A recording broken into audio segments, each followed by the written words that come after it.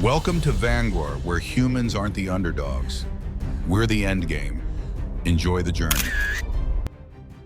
The dusty pink dawn of Clave crept between the jagged teeth of black stone buildings, slashing shadows across streets soaked in old blood and older silence. Above steam vents hissed softly like the last breath of the gods that had long since abandoned this world. The city didn't wake. It groaned as if resenting the burden of continuing to exist. Somewhere among the shadows, a man moved not with purpose, but with repetition, with the kind of discipline that replaced thinking. Nick Velton's body dipped low, arms trembling, as they drove out another set of push-ups against the uneven cobblestones. His black jacket lay neatly folded beside him, worn and torn from 100 drawn battles, a glint of silver peeking from a sword slit carved into the leather over time. Each bead of sweat that dripped from his brow fell into history, into stone that had watched generations trade slaughter and repeat. In his ears, an audiobook narrator told tales of long-dead warriors who carved justice out of chaos. It was likely fiction, but the rhythm of it, the cadence of ancient struggle, grounded Nick in a way the present never could. Seriously? Still listening to this prehistoric garbage? Urick's voice rasped through Nick's internal calm, synthetic and snide as the spherical droid bounced along the cobblestones beside him like a drunk metal cricket. Nick didn't reply. 47, 48. Urick's lens spun with mock agitation. Push-ups and old swords. Aesthetic much. What's the point if you never do anything with all that discipline of silent warrior? Nick exhaled slowly. Form doesn't deteriorate, he muttered between clenched teeth. 50. Form isn't the issue, meatbag. Emotion is. Strength isn't silence. It's feeling something. You know, the thing normal humans do instead of bottling up trauma and disguising it with cardio. Nick rose fluidly, dusting off his hands, brushing dirt from the calloused palms that had long since forgotten softness. The city's acidic air stung his nose, as did Urick's words, though he'd never admit it. I feel plenty, he said. Right, like when those mercs beat that street kid within an inch of his life, and you just kept walking. Urick snorted. Nick's jaw clenched. His hands adjusted the headphones in his ears with the same grace he might have used to chamber a round or draw a blade. The kid lived. A sound echoed scraping, jeering laughter. Rhythmic too sharp to be cartwheels or drunken dancers. It rolled through the alley like spilled oil. Nick's hand moved toward his sword hilt. Urick's lens zoomed toward the source of the noise. Oh, great, he muttered. A cleansing ritual. The planet's favorite morning show. Grab your popcorn. They came like ghosts in the mist, market vendors, bored citizens, children taught hatred before they learned math. A procession slithered through the street. At its center, she crawled. Nick had seen these rituals before. Clave made them public legal and normalized. The so-called Aryans, once saviors of the planet, now scapegoats, were paraded in humiliation for crimes both real and fabricated. This one was no different, except she was. The girl wasn't covered in scars or filth, at least not yet. Her skin shimmered a stunning violet blue in the early light, catching the sun like a goddess fallen into hell. Her silver hair was matted, not torn. Her bright blue eyes, far too awake for someone being broken, were locked on the ground. Each movement of her limbs clinked a chain bound to her neck, its weight dragging more than just metal. Nick couldn't look away. Not because of pity, not even desire. Something deeper, something buried moved inside his ribs. She looked about 20, maybe younger, and beautiful in a way that made the crowd's laughter feel more like a threat than a mockery. The man walking beside her munched on a piece of fruit, his robes heavy with symbols of judicial power. Juice dripped from his chin and landed on her back. The crowd roared with delight. Move faster, Aryan Filth, the overseer barked. The sun won't wait for your shame. Nick's hand found the hilt of his blade again. The steel felt alive in his grip, familiar archaic grounding. Urick rolled up beside him, his tone suddenly low and alarmed. Don't even think about it. You know the law. No human violence allowed. You hit him, you die. The girl stumbled. Her hands met the cobblestones with a sickening scrape. Blood bloomed across her knees. Nick stood, not like a hero, not like a soldier. He just stood, smooth, controlled. And in that motion, the universe shifted. The crowd barely noticed at first, but when the sword left its sheath and flew through the air with a shriek of metal, and when silence fell like a guillotine. The blade landed between the overseer's legs perfectly, centered the cobblestone beneath its split like cracked glass. The man dropped his fruit. Enough, Nick said. One word, heavy as a planet. The crowd froze. The overseer stared at the embedded blade, unsure if he'd just lost his manhood or the entire structure of power around him. Urich wheeled back in horror. You insane bastard. That was a judge. You think you can just throw a sword at the judiciary and survive. But Nick wasn't listening anymore. He walked forward not with rage, but with inevitability. The kind of stride that said, this ends now, and even the wind agreed. The crowd parted. Not out of fear, but reverence. Something primal in them stirred. The moment wasn't just illegal. It was sacred. Nick knelt beside the girl, shrugging off his jacket, wrapping it around her with the tenderness of a priest clothing a martyr.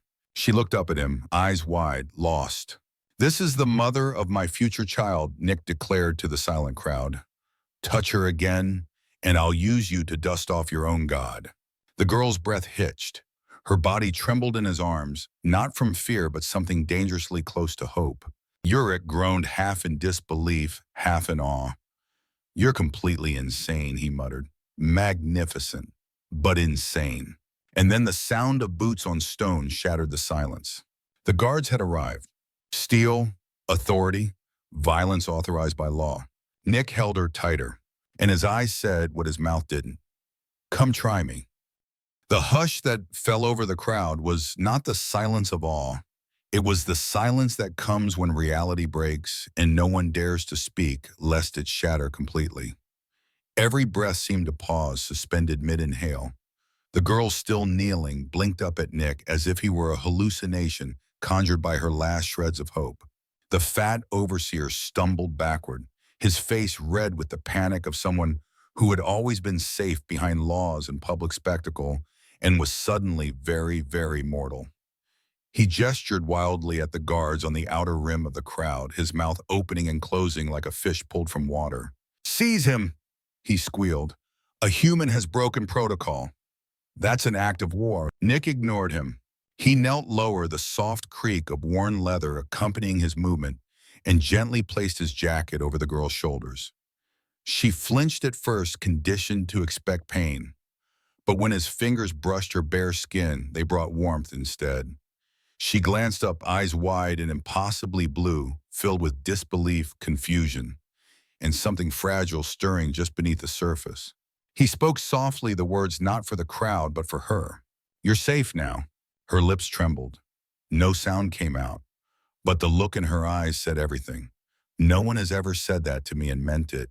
Then he lifted her. She weighed nearly nothing, skin and bones, but still she held herself with dignity even in exhaustion. Her breath hitched as he rose, cradling her as if she were sacred. The chain around her neck jangled softly as it swung away from the stones. Across the square, the green armored guards had begun moving. 6 of them.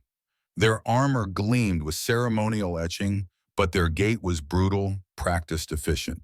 These weren't parade soldiers. These were executioners in dress uniforms. Urich's voice buzzed in Nick's ear, tense now, without its usual sarcasm. 6 guards, Type B stun lances, sidearms. Formation Delta. They're going to try to take you down clean. Expect scalpels, not sledgehammers. Nick shifted his stance, adjusting Leonara's weight slightly in his arms. She didn't resist. Her eyes never left his face. You shouldn't have done that, she whispered. They'll kill you. He looked down at her and without a hint of irony said, then they'd better bring more guards. The crowd surged to the edges of the square, forming a wide circle around the confrontation like spectators at a gladiatorial match. The tension in the air was electric, equal parts horror and hope. Someone raised a handheld recorder. Another began whispering a prayer. One of the guards, taller than the rest, stepped forward and activated his energy blade. The weapon hummed to life with a violent whine glowing a sickly yellow. "Stand down, human," he barked. "Release the criminal and submit to judgment." Nick said nothing. The girl stirred in his arms, her hand clenching the edge of his jacket. "Don't, please." His eyes softened. "Close your eyes." She hesitated. "Please," he added more gently. "Just this once." And she did. Her lashes fell like dusk over her eyes. She trusted him after everything. That trust hit Nick harder than any blade ever had. Urich's voice crackled again, this time loud enough for the crowd to hear, through his external speakers. "Ladies and gentlemen, we are witnessing the rebirth of madness. The man with the dead eyes, the dusty jacket, and a sword older than your grandma is about to take on 6 armored guards with a girl in his arms." A pause, then dryly, "Place your bets while you still can." The first guard lunged. Nick moved. No flourish, no scream, just a flicker of motion like a ripple across still water. One moment his hand was empty, the next his sword was in it, drawn from where it had embedded in the stone as if summoned by will alone. The crowd gasped. So did the guard, because nothing seemed to happen. Then his helmet slid sideways off his head, clattering to the ground like a dropped plate. A moment later, his body followed, cleanly bisected at the neck. Utter silence. Urich broke it with a cheer, and that's the first one down. Folks, if this isn't romance, I don't know what is. The second and third guards rushed in tandem, flanking. They trained for this. Years of formation fighting predictive movement tech and AI tactical overlays. Didn't matter. Nick kicked their weapons away mid-charge, his sword a blur of silver. One fell with a slash across the visor, clean clinical. The other crumpled with a cut across the abdomen that left sparks and silence in its wake. Leonara was still in his arms. He hadn't even adjusted his hold. The fourth guard hesitated. That was his mistake. Nick stepped in, sword sweeping, in a deadly figure 8 and cut the hesitation in half. Urich laughed manically, looping audio like a sports commentator on stims. 4 down, he... Down. 2 left. Our hero is still holding the princess, who, by the way, is rocking that jacket like it's designer Rebel couture. Someone give this man a medal, or at least a date. The last 2 guards backed up. Their formation broke. Nick didn't. He walked forward step by step like a storm with skin. When they fired their stun lances, he spun half dancing and deflected both beams with a twist of his blade. Energy scattered harmlessly into the cobblestones. Then he was among them. A final arc of silver. Steel over technology. The 6th guard collapsed in a heap. The 5th followed shortly after, blood pooling beneath their armor like oil from ruptured machines. Silence, real silence. No one moved. Nick stood in the center of the square, Leonara in his arms, surrounded by broken laws and fallen symbols of order. He didn't look triumphant. He didn't look angry. He just looked resolved. Finally, he whispered, "You can open your eyes now." Leonara did. And the world had changed. The silence that followed wasn't relief. It was the collective inhale of a crowd that realized they had just witnessed something forbidden, irreversible, legendary. Nick stood surrounded by the bodies of the fallen, their ceremonial armor now nothing more than broken shells on the bloodstained stones of the square. The morning sun glinted off his sword, still warm from the violence, but his grip remained steady. He wasn't panting, his muscles didn't tremble. He looked as if he had merely finished a morning jog. In his arms, Leonara stared up at him, lips parted in awe. Her violet blue skin shimmered under the rising light, the dark leather jacket swallowing her slight frame.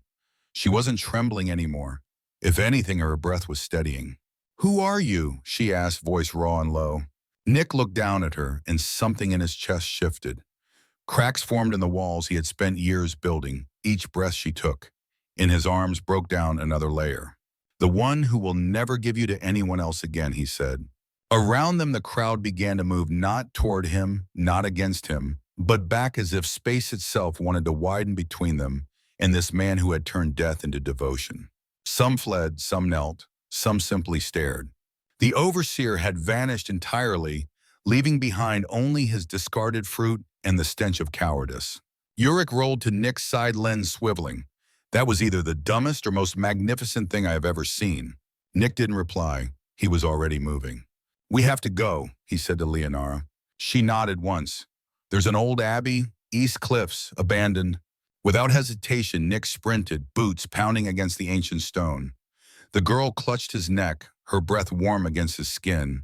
Yurik zipped behind them, his voice quieter, now more focused. 3 patrol ships in the sky, tracking movement. You've got maybe 10 minutes before they surround the square.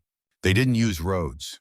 Nick ducked through alleys, leapt over low walls, kicked open rusted gates, and darted through markets still heavy with smoke from morning cook fires. No one stopped them. No one dared. By the time they reached the broken arches of the ruined abbey, the sky behind them was beginning to hum with the low growl of military engines.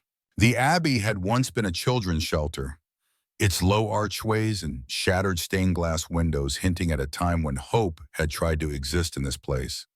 Now vines choked the stones and shattered pews lay scattered like forgotten bones. Nick set Leonora down gently, his hands lingering longer than necessary at her waist. You can put me down now, she said softly. I won't break. She stepped away, wrapping his jacket tighter around herself as if it were armor. Despite the bruises and blood on her legs, she stood with quiet strength. She moved deeper into the ruins, each barefoot step silent on the dusty stone. You're not random, Nick said, suddenly watching her. Leonora paused, glancing over her shoulder with a raised brow. What?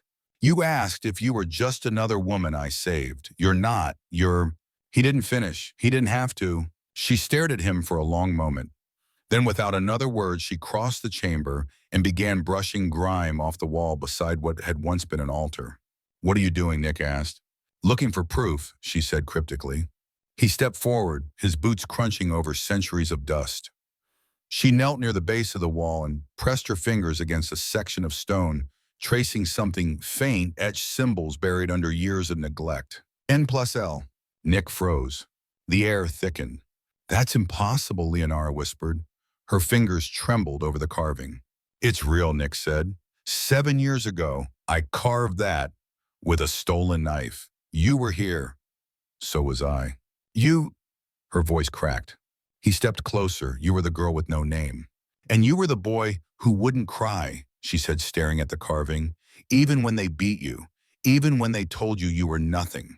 She turned to him slowly and, for the first time, her composure broke. Her voice shook with something between wonder and disbelief. I thought I dreamed you. I made you up to survive. Nick shook his head. I'm real. I never forgot. And I came back. Tears welled in her eyes. But you were just a kid. They took you for the selections. Everyone said those kids died. I didn't, he said. I lived.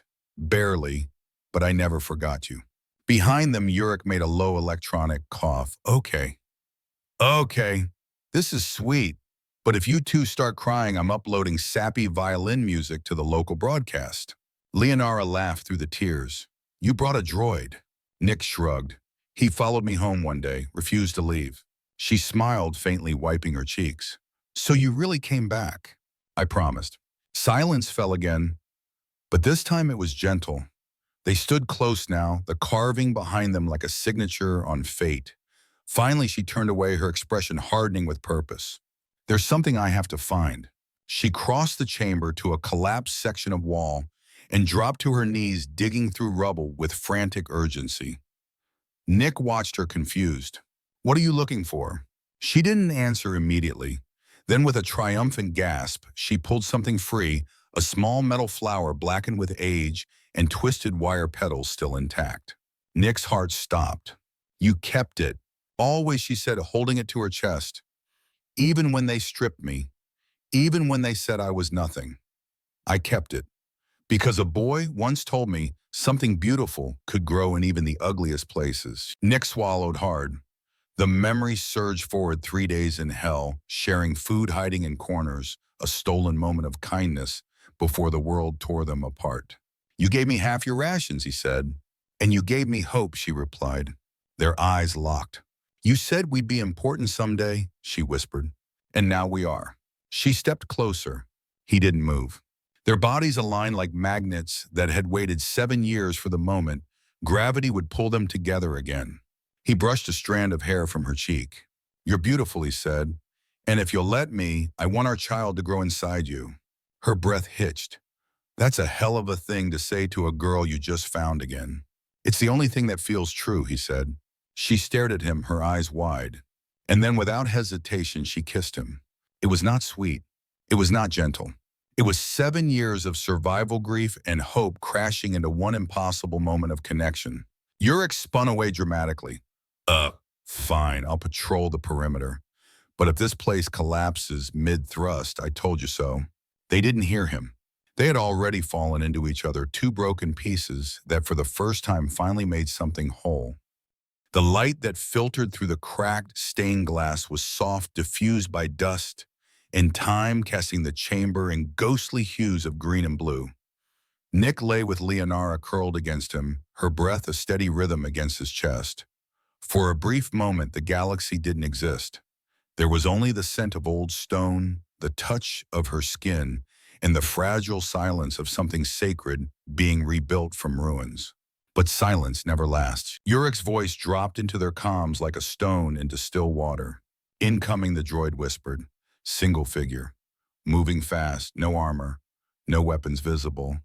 But the gate, it's someone who knows." Nick sat up instantly, one hand reaching for his blade, the other steadying Leonara. Bootsteps echoed through the main tunnel. Measured, calm, precise. Nick stood positioning himself between the sound and the woman behind him. Leonara slowly pulled his jacket around her, her jaw tightening. Then the figure appeared. Silhouetted against the pale emergency light from Yurik's optics, the man who stepped into the chamber looked unremarkable. At first, tall, lean, his hair streaked with silver, deep lines carved into his face. But there was something in his posture, in the stillness of his eyes, a presence that couldn't be explained, only felt. Leonara sucked in a breath. Nick froze. "Karen Dar," she said quietly, "still playing God." He smiled, soft, paternal. "Predatory, Leonara. You've grown. Beautiful as expected." And Nick, his gaze shifted. "So much like your father, yet infinitely more effective." Nick's fingers curled tighter around his sword hilt. "You have no right to speak our names." Karen raised his hands open, unarmed, almost supplicating. "I didn't come to fight. If I had, you'd already be surrounded. I came to explain." Leonara stepped forward slowly, her bare feet silent on the cracked stone. "Explain what? Why you let them drag me through the dirt like a beast? Why you built a system that breaks children into weapons?" Her voice didn't tremble. It rang. "You told me love made people weak," she continued. "That devotion was a flaw to be removed. So tell me, Uncle, was this your endgame?" Nick blinked. "Uncle?" Karen's smile didn't fade. "She didn't tell you." "Of course she wouldn't. It's not a connection she's proud of. But yes, I was her legal guardian after the camps. The one who saved her, who protected her, who taught her what she needed to survive." "You taught me to kill myself slowly," Leonara snapped. "Every day, every lie." Yurik, still at the tunnel mouth, rolled forward slowly. "Just checking. Are we doing the evil mastermind confesses everything trope now? I have music for that." "No trope," Chiron said. "Just a reckoning." He stepped further into the chamber, his eyes resting on the symbols carved into the wall, N+L. His expression flickered. "I always wondered if you'd remember this place," he said softly. The connection was stronger than I anticipated. Nick took a step forward. "What the hell are you talking about?" Karen looked up. For the first time, he didn't sound composed. "You weren't random," he said. "Either of you." Leonara's face paled. "You were created," Karen continued. "Selected. Conditioned. The result of a 50-year project to determine whether love, real, selfless, enduring love, could be artificially cultivated through trauma and genetic compatibility." Silence. "Bullshit," Nick spat. Karen didn't flinch. "You think your bond is coincidence, that two children stolen from different worlds placed in the same camp, beaten, starved, and then connected over a flower made of scrap was chance." Leonara stared at him, eyes wide. "You did this?" "I guided it," Chiron said, his voice almost gentle. "You were always going to survive, Leonara. I made sure of it. You had to. You were the key." And Nick, he was the proof. The broken boy who wouldn't break. Nick's blade hissed halfway from its sheath. You used us. I tried to protect you, Karen snapped suddenly, the mask of calm cracking. Every time they tried to assign you to execution squads, I diverted the orders. I sabotaged their logs. I left your cell unlocked, Nick. Do you remember that night when the guards mysteriously failed to notice your escape? That was me. Why? Leonara whispered. Because I couldn't lose you both. His voice broke. I thought I could control it, he said, that I could create love without cost. But what I saw today, in that square, proved me wrong. I didn't make your bond, I only created the conditions. You both of you, you chose each other anyway. Despite everything I did to break you. Nick took a slow breath. We're not your experiment anymore. No, Karen said. You're better. You're what I failed to be. And that's why they're coming. What? Yurik chimed in. Who's they? The council, Chiron said. The ones who funded the program. They see you as anomalies, threats. Your child especially. Leonara flinched. You know, I saw it, Karen said. In your eyes, the way you stood beside him. I had hoped. Nick stepped in front of her again. You said you came to explain. So explain this. Why now? Because they're coming to erase you, Karen said. And because I'm the only one who can buy you time. He pulled something from his jacket, a memory crystal. Compact. Black. This holds everything he said. The files, the orders, the genetic templates, the experiments. And every moment I fought against the very system I helped build. He placed it on the stone between them. Take it. Use it. Burn the whole thing down if you must. Leonara didn't move. Nick stared at the device. What are you going to do? Karen smiled again, but this time it was hollow. Disappear. They can't track you if I remove myself from the board. He pulled a small device from his pocket, a neural inhibitor. Illegal. Final. No, Leonara shouted. But Chiron had already activated it. His body convulsed once, then stilled. Peaceful. Quiet. As if a weight had finally fallen from his soul. Then from the tunnels behind them came the sound of soldiers. Boots. Energy weapons. Too late, Nick whispered. Yurik scanned the tunnel. 3 squads. Full armor. Heavy weapons. We need to go. Leonara looked down at the fallen man who had been her creator, her captor, and strangely her protector. Come on, Nick said, grabbing her hand. We run now. We fight later. They vanished into the dark memory, crystal clutching tight. And behind them, the man who had built them faded into legend. The tunnel stretched on forever, black veins carved into Clave's bones, remnants of a mining empire that had long since collapsed under its own greed. Nick led the way, sword drawn, but lowered his senses, heightened beyond training. Beside him, Leonara moved with the practiced grace of someone who had spent years running, hiding, surviving. And behind them, Yurik rolled with soft hums of power, his sensors sweeping in constant vigilance. They didn't speak, not until the danger faded behind twists and bends in the stone.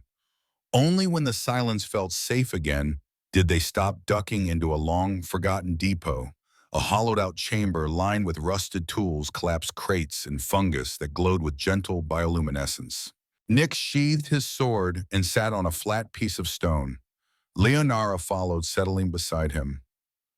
Her body was close, but her thoughts were far away. I need to tell you something, she said after a long pause. Her voice wasn't hesitant, but it was controlled. Too controlled. Nick looked at her, sensing the shift in the air. You don't have to. I do. She pulled his jacket tighter around herself, folding her arms as if the words might burn her from the inside. Before the cleansing, before they chained me and paraded me through the streets, they made sure I was pure. Nick's expression didn't change, but his fingers curled into fists. They said it was required for the ritual, that it wouldn't count unless I was untouched. Her voice dropped, flat, surgical. So they examined me, cold, clinical, like I was a carcass on a lab table. I didn't bleed, but I broke, just a little. Nick said nothing. She looked at him then sharply. So when you talk about children, about life growing inside me, understand that they took something first. Something I never agreed to give. The silence between them grew sharp. Nick moved slowly, deliberately, and reached for her hands. She didn't pull away. "You weren't dirty," he said. "They were." She let out a breath she didn't know she'd been holding. "They made me feel like I was already dead," she whispered. "And then you showed up. Sword in hand, jacket in the wind, talking about children like I was still whole." "You are whole," Nick said, "bruised, scarred, but whole, and more alive than anyone I've ever known." Leonara's eyes shimmered in the blue glow of the fungus. "You don't understand. I thought I was nothing. For years, just surviving. And then you carried me like I was sacred." "You are," he said simply. Her voice cracked. "Why?" He touched her cheek, brushing a strand of silver hair behind her ear. "Because you're still you. And because no ritual, no overseer, no goddamn chain gets to decide what you're worth. Only you do." She stared at him open now, bare in a way no ceremony could ever strip. "I want what you offered," she said. "The child, the future. Not because I need it to prove anything, but because I want at least one part of me to be free, to be mine." He didn't hesitate. "Then let's make something the world can't take from us." Their kiss this time wasn't urgent. It wasn't desperate. It was slow, gentle, healing. Later, as they lay together under the soft shimmer of bioluminescent light, Leonara resting her head on his chest, Nick stroked her hair and listened to the quiet rise and fall of her breath. Her fingers curled over his, their hands locked not in possession, but in promise. Urich, who had respectfully powered down his audio during the intimate moments, pinged back to life. "Apologies for interrupting post-coital bonding," he said dryly, "but there's movement in the main shaft. Not military, just one individual, no weapons, no heat signature anomalies." Nick sat up. Leonara followed alert instantly. "Who?" They didn't have to wait long to find out. A voice echoed through the passage ahead, confident, familiar. "No need for weapons, Nick. We are far past that point." Karen Dar stepped into the light. Again, Nick surged forward, blade half drawn. "You died, I saw it." Karen stepped into full view, his hands empty. No weapon, no armor. "I activated a partial neural inhibitor," he said. "Enough to fool the kill teams. Not enough to erase everything. I knew if I didn't fake my death, they'd never stop hunting you." Leonara's voice was cold. "Why come back?" "Because I still have one more confession." He pulled a small device from his coat, a second crystal. "This one contains the suppressed files, the real reason you were both chosen." Nick narrowed his eyes. "You already told us." "Experimental love, genetic manipulation, control." Karen nodded.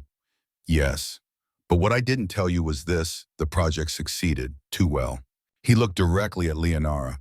"You weren't just compatible. You were catalytic. The bond between you two. It's something the genome isn't supposed to sustain.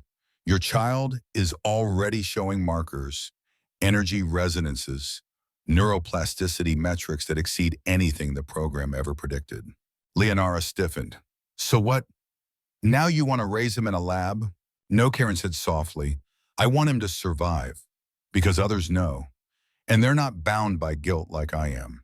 Nick's grip on his sword relaxed slightly. "What kind of others?" "The hegemony," Chiron said.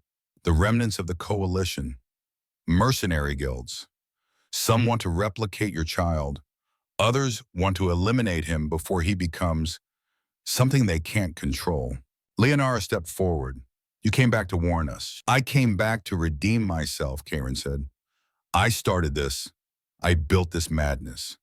But you are the only good thing that ever came out of it." Nick stared at him, searching for lies, and found only exhaustion.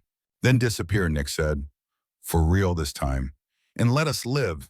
Karen nodded. "One last thing." He placed the second crystal beside the first. "Give your child a name that isn't tied to this madness. Let him be more than legacy. Let him be choice." Leonara looked at him. "He already is." Karen's face softened. "Then you've already won." He stepped back into the tunnel shadows and was gone. This time they knew he wouldn't return. The glow of the bioluminescent fungi had begun to dim their natural cycle, marking the passage of hours. The safety of the cavern had lulled the senses, created the illusion of peace. But peace Nick knew was always borrowed time. Urich's voice cracked through the stillness like an alarm. Multiple signals, intermittent, triangulating, confirmed 3 patrol ships inbound. Ground squads deploying. They found us. Leonara stood before Nick could even speak. Her movements were sharp now, no longer soft, no longer uncertain. She was done being prey. How long, she asked. 5 minutes, maybe less. They're circling above, looks like a full sweep protocol. Nick grabbed his sword, his hand already tightening around the hilt like muscle memory. Leonara moved to the mouth of the chamber, eyes narrowed toward the tunnel. We can't go back. No, Nick said. We go deeper. There's a cave system, Leonara said. Old mining tunnels. I used them to escape once. They wind for kilometers and lead out to the southern cliffs. Nick nodded once. Lead the way. Urich spun around and shot ahead down the tunnel, his sensors lighting the way. This is what I live for, he muttered. Corridors, tight squeezes, and a high likelihood of death. The trio moved fast, Leonara in front, Nick covering the rear, Urich scouting ahead. Their steps echoed through the cold stone, chased by the metallic rhythm of boots following from behind. Blaster fire cracked through the tunnels. Sparks erupted as energy bolts scorched walls inches from Nick's head. He shoved Leonara behind a rock outcropping, deflecting a blast with his blade. How far?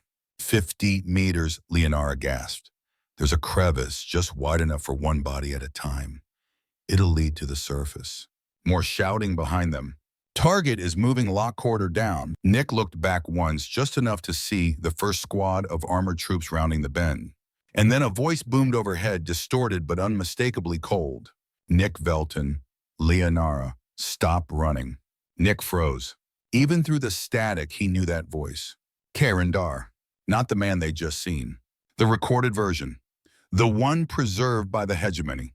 7 years of hunting, the voice said. And you lead me right to both prizes. Consider it. Leonara didn't stop. Her voice was low and bitter. His words, their weapon. They reached the crevice. She slipped through first, barely fitting between the jagged stone. Nick followed, turning sideways and shoving through just as plasma fire scorched the tunnel behind him. They burst into light. Dawn. The southern cliffs bathed in red sky and wind-carved stone. A narrow path wound down the craggy slope to the valley below. Far off in the distance, the mouth of another cave system yawned like a second chance. Urich skidded to a stop beside them. We've got incoming aerials, one ship descending fast. Ground forces tracking us down the slope. Time to move. Leonara turned to Nick, wind in her hair, jaw clenched with the fury of someone who'd been hunted too long. There's something you should know. Tell me later, he said, but she shook her head. There may not be a later. He stopped, looked at her. The man who ordered the cleansing, she said, who condemned me, was Karen Durr, the real one. He used to run the selection camps, the breeding program. Nick went still. The memory hit like a blow, cold hands, clinical voice the moment he was separated from everything he loved. He made me, Nick whispered. Leonara nodded. He tried to own me, and now he wants to own our child. Behind them, the roar of an engine grew louder. A patrol ship swooped low, its spotlight sweeping the cliffs. A voice, Karen's voice, boomed from the speakers. You carry something that belongs to me. Come out peacefully, and no one has to suffer. Leonara's laugh was pure venom. Your word means nothing. Nick gritted his teeth. Then we don't give them a choice. Blaster fire erupted again, closer now. They ran. Down the slope, dodging blasts that turned stone into shrapnel. The cave mouth loomed ahead. If they could reach it, they could vanish again. A final shot grazed Nick's shoulder, burning cloth and skin. He didn't stop. Leonara reached the entrance first and turned just in time to see Nick dive in after her, sword drawn, face grim. The tunnel swallowed them whole, and behind them the world burned. The northern plains of Kian stretched into the horizon like an old scar healed over with dust and wind. Morning light bled through the cracked sky, turning the jagged hills into silhouettes of gold and rust. The air smelled like metal and new soil. And for the first time in a long time, the winds didn't carry the scent of blood. A single homestead stood between two ridgelines, a lopsided structure built from salvaged metal and forgotten history. The roof was patched with alloy plating, The walls were stitched together from fragments of starship hulls and reinforced with stubborn will. Vines coiled around the frame like they belonged there. A garden bloomed nearby, small, defiant, alive. Inside, everything was quiet, holy, suspended in that rarest of moments, peace. Nick sat beside the bed, cradling a bundle wrapped in soft cloth. His son, their son. He didn't speak at first, couldn't. His breath felt caught somewhere in his throat, trapped between awe and fear. In his arms was something impossibly small, impossibly fragile. The baby's skin shimmered with a light shade of violet blue like his mother's. His hair was wisps of silver. And when he blinked, his bright blue eyes locked onto Nick's face without hesitation, like he knew him. Nick had never killed with hesitation. But this terrified him. Leonara stirred on the bed. Her face was pale, flushed from labor strands of hair plastered to her forehead with sweat. But she was radiant, not in the way warriors were when they stood victorious, but in the way survivors glowed when the storm finally passed. "You're holding him like he's about to break," she said, her voice hoarse but teasing. Nick looked down at the child again. He whispered. "What if I'm not ready?" Leonara smiled, weak but real. "You were ready the second you stood up in that square. Sword in hand, jacket on my shoulders. You've been ready ever since." Nick turned slightly so she could see the boy's face. The baby reached out, grasping at the air, until Leonara extended a finger. He wrapped his tiny hand around hers instinctively. Leonara let out a quiet laugh, a sound filled with disbelief, joy, and something deeper. Strong grip, like his father. "Let's hope that's the only thing he gets from me," Nick muttered. She shook her head slowly. "He earned this." Nick looked at her. "Earned what?" "This," she said. "A life, a chance. Not because he's genetically special. Not because of what they wanted him to be, but because he's ours. That's enough." Nick didn't answer right away. He looked at the child again, looked past the weight of everything he'd lost, everything he'd fought, everything he'd destroyed. And somehow he saw only one thing. A beginning. He sat down beside her and took her hand in his. "What do we call him?" Leonara didn't even pause. "Chiron." Nick blinked. He hadn't expected that. She looked at him with calm defiance. Not to honor the man who broke us, but to remind us that even those who cause pain can leave behind something worth remembering, if we choose to let love grow from the ruins. Nick studied her face, the strength there, the rawness, the choice. And he understood. He kissed her forehead gently. "Then Chiron he is." From the doorway, our Uric leaned in with his new humanoid chassis, taller than the old one, with a slightly crooked stance and mismatched eyes. "Oh, perfect," he groaned. "You named the baby after the guy who tried to erase you from existence. I swear humans are biologically compelled to make therapy decisions permanent." Nick gave him a flat look. Uric rolled his synthetic shoulders. "Fine, it's growing on me. The kid's already stronger than most troopers I've seen, and his genetic scans are very interesting." Uric, Nick warned. The droid lifted his hands. "Relax, I won't analyze him yet, but I am downloading several lullaby playlists just in case. Also, note to self, install baby-safe combat cradle." Leonara chuckled tiredly. "He's going to have 2 warriors and a sarcastic war droid raising him. He doesn't stand a chance at being normal." Nick smiled. "Good." He looked back down at his son. This child was born in hiding, born in exile, born into a world that wanted to control him before he even drew his first breath. But now he had a name. Now he had a family. Now he had a chance. Nick stood and carried the baby to the open window, letting the rising sun touch the boy's face. The child blinked once, then yawned like the dawn was nothing new. Behind him, Leonara whispered, "You were always meant to be more than what they made you." Nick looked over his shoulder. So was he. And in that moment, surrounded by cracked walls, dusty floors, and the faint buzz of Uric, grumbling about baby-proofing, Nick Velton knew. The war wasn't over, but something better had begun. My name is Chiron Velton, and this is the story my parents never wanted me to tell. It's been 21 years since that dawn, since my father carved a name into stone beneath the rising sun and whispered forgiveness into the wind for a man who'd broken him. 21 years since my mother, wrapped in scars and soft defiance, smiled through tears as she placed me in his arms. They thought the war was over. They were wrong. I grew up on the edge of forgotten maps. The homestead my father built with his bare hands stood like a defiant monument to stubborn peace. My mother cultivated life in dead soil and somehow made it bloom. They never told me what they'd been. Not fully. I pieced it together over time through overheard arguments, sidelong glances, the scars they never explained, and the way my name always tasted like fire when whispered in fear. My earliest memory is of my father's hands, scarred, calloused, careful. He held my hand over a blade one morning and said, "Was to kill, to protect." That's the difference between a weapon and a warrior. He made sure I learned it. My mother, she gave me fire. Fire in my blood, fire in my voice. She taught me how to run without leaving, how to hold someone's gaze without flinching. She once told me, you don't need to fight to be strong, but if you do fight, make damn sure they remember you. Urich helped too, though he denied it with every sarcastic processor in his system. He complained about babysitting, about how I broke practice dummies just by existing, about how my emotional spikes glitched his sensors. But he always stayed, always watched, always believed in the version of me that I hadn't met yet.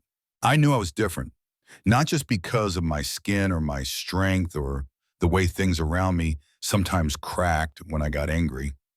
I knew because every time I looked in the mirror, I could feel pressure, as if something distant, watching ancient, was waiting. And then I turned 18. The ship landed without warning, sleek, cold, a predator disguised as a research vessel. It bore the insignia of the new hegemony. 3 figures emerged, 2 soldiers in advanced armor and a woman in gray with a voice like a scalpel and eyes that had never seen a child, and smiled. "We're here for the boy," she said. "He carries genetic markers of exceptional interest." My father stepped out of the house. His eyes were steady, his hands were visible.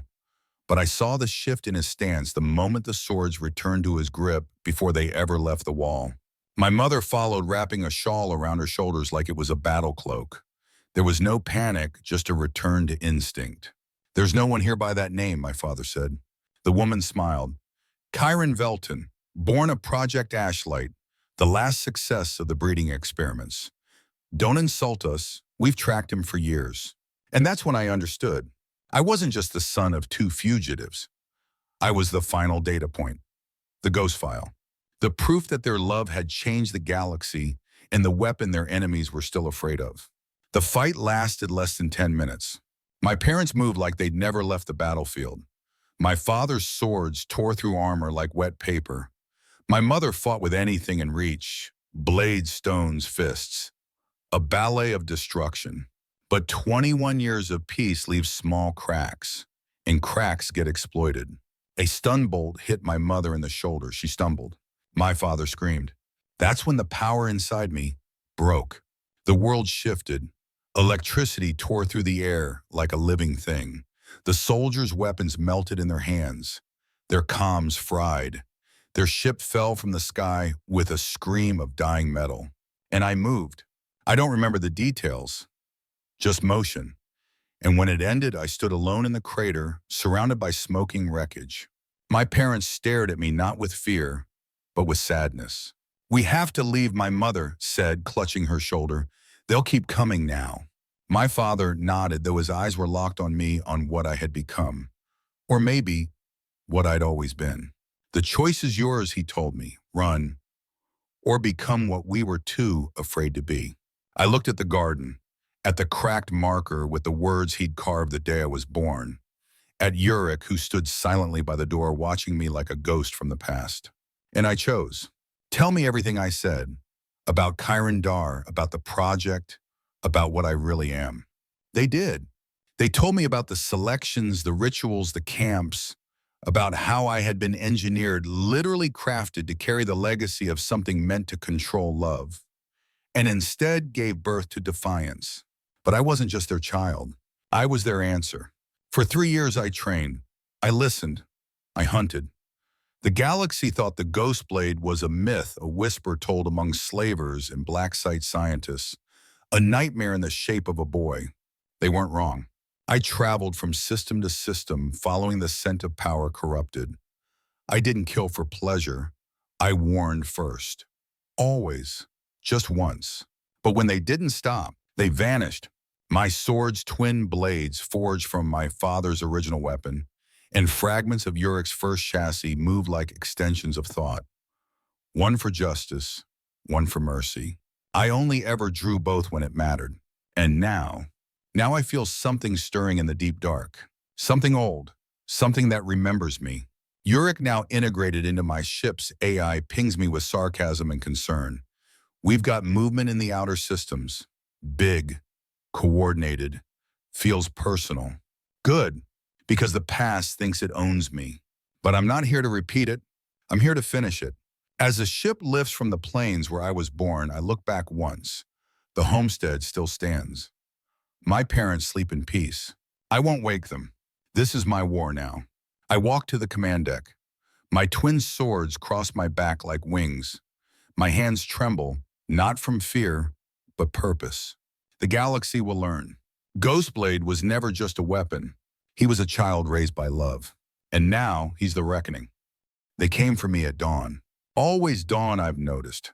Like tyrants think that breaking the light with boots and fire gives them some poetic authority over the world. 3 ships landed just beyond the ridge, sleek black teeth bared.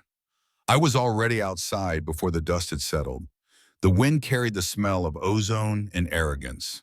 It wasn't the first time someone had arrived looking for the final experiment, but this time they brought more than soldiers. They brought her. The commander stepped down from the lead vessel, tall, poised, elegant, in the way a blade is elegant, just before it cuts. Silver armor, violet cape, eyes like frozen time. Ghostblade, she said, her voice carrying without amplification. You are summoned by the authority of the new hegemony. I didn't answer right away. I let the silence stretch. I'd learned that from my father. It makes them wonder if you're calm or calculating or just dangerous. I don't recognize your authority, I said, adjusting the twin blades across my back. The woman tilted her head. You were never meant to. She stepped closer, and behind her the soldiers didn't move, not even to breathe. I could see it in their stances. Biotech enhanced, combat synced, each one probably trained since childhood. I admired the precision for half a second. Then I remembered what they'd come for. You carry unstable genetic architecture, she continued, as if reading from a script. Material designed by Kyron Dar. You've evaded recall, ignored galactic health protocols, and assassinated 13 licensed agents of reclamation. 14, I corrected. You forgot the one on Myro Station. She blinked. Just once. I could tell it wasn't shock, it was recalibration. You've made your point. No, I said. Not yet. I drew one sword. The one for mercy. Urik's voice came through my neural link. You sure that's not the one I would have picked? If I draw both, I said quietly, none of them walk away. The commander's eyes narrowed. You won't fight us all. I've been fighting all my life, I said. But you already know that. What you don't know is I'm not fighting to win. I'm fighting to end it. And then I moved. Not with a battle cry. Not with rage. Just clarity. The first guard lunged spear glowing with kinetic force. I parried, twisted, struck. The edge of my sword kissed his armor at the joint and split it like paper. He fell. The second was smarter. She tried to flank, activating a gravity pulse. I flipped over it, kicked her weapon away, and let her momentum betray her. She hit the ground, hard. The others charged. The wind screamed as they surrounded me in a perfect arc.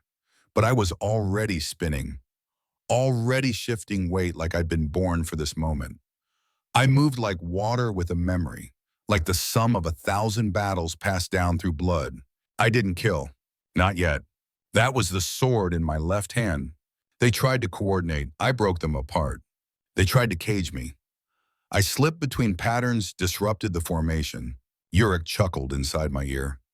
Wow, they trained for 15 years and you just made them look like a schoolyard brawl.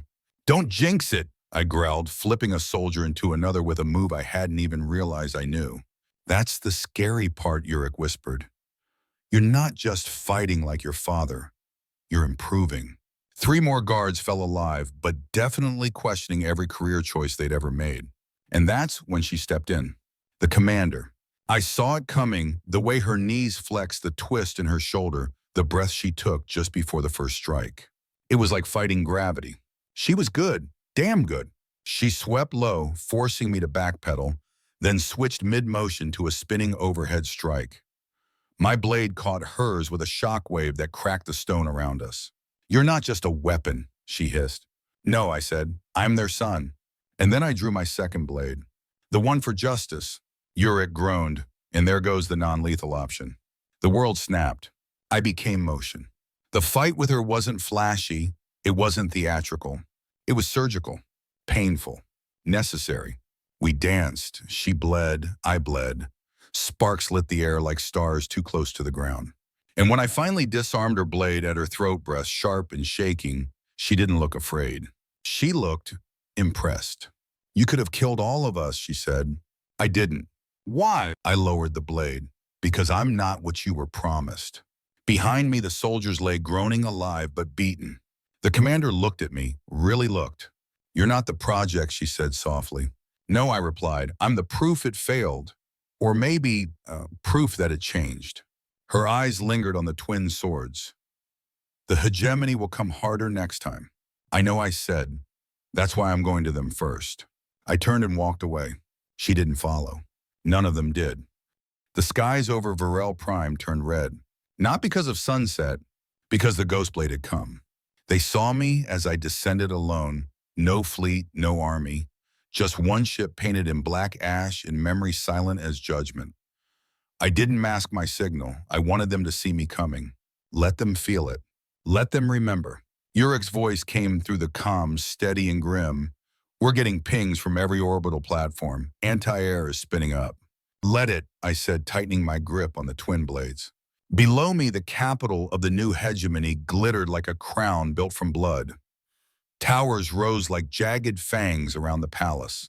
Soldiers marched in perfect rhythm, like someone had programmed the very idea of fear out of them. But I knew better. Fear doesn't disappear. It waits, it watches, and when it finds someone worth believing in, it burns. I landed at the heart of their command center. Not stealthily. I tore through their gates like thunder wrapped in steel. And I walked. Through soldiers who froze mid-step. Through crowds of scientists and officers and bureaucrats, all of them trained to see monsters in flesh. But when they looked at me, they didn't see a lab result. They saw the storm they'd buried and forgot to fear. Alarms screamed. Drones rose. Too late. I spun, sliced, flowed. Blades sang. Sparks screamed. My movements weren't elegant. They were inevitable. Every time I struck, I saw flashes: my mother's laughter, my father's stillness, the taste of dirt from a childhood fall, the sting of failure, the warmth of family. Every memory became motion. Every scar became purpose. I reached the throne room, and there he sat, Director Malrik Jen, the last remaining architect of Project Ashlight, a man who once told entire worlds who was fit to breed and who was born to serve. Now older, thinner, but no less venomous. So he said, voice echoing through the vast hall. "The ghost returns to haunt its makers." I didn't answer, I just walked forward. He stood, calm, arrogant. "You've killed hundreds to reach me, and yet you come alone, without banners, without witnesses." "I'm not here for a revolution," I said. "I'm here for an ending." He smiled, slow and serpentine. "Do you really think killing me will change anything? The system will survive. It always does." "No," I said, drawing both blades. "It survives because people believe it has to. But today, I'm going to make it bleed." Urich dropped a transmission into every comm line across the planet. Then I spoke, to all of them. "This is Chiron Velton, son of the hunted, born of fire, the last weapon you thought you owned." I walked closer, sword tips dragging sparks across the polished marble. "For years you erased names, stole children, built gods in cages, but you made a mistake." I stopped 2 steps away. "You taught one of us how to love." Jen sneered. "You are nothing. You were born in violation of law, bred from fugitive stock." "I was born free," I snapped, And that terrifies you. I leapt. He pulled a hidden pistol, experimental lethal. But I'd already moved. My first blade shattered the weapon. The second shattered him. No blood, no scream, just silence. The kind that comes after a final answer is spoken. I turned to the cameras, to the drones, to the watching billions. Today, I don't ask you to rise. I ask you to remember. Not just the names they erased or the lives they broke. Remember who you are without them. I raised both swords. Not property, not projects, not obedience. A beat. Then people. The message ended, and I left. As I stepped into the light, something unexpected happened. The guards, those who remained, knelt, not in worship, in recognition, not to a ruler, but to a son who carried forward the fire. The next weeks were chaos. Systems collapsed. Stations declared independence. Worlds long oppressed by bioprogrammed laws erased their chains overnight. But I didn't lead them. That was never the point. I returned to the plains of Kian, where it all began. My mother met me at the ridge, her hair streaked with gray, her eyes proud and tired. I saw the transmission, she said. I didn't answer. She walked over, cupped my face in both hands. You didn't become him. I almost did. But you didn't. That night I sat beside my father's old garden. The wind was warm. The stars looked down, no longer judging, just watching. Uric joined me, his chassis dusty, patched with memory. You ended it, he said. No, I corrected. I gave them a choice. He cocked his metal head. You really are your parents' child. I smiled. And for the first time in my life, I felt it not victory, not revenge, but peace. My name is Karen Velton, and I was never meant to exist. But now I'm the story they'll never be able to erase.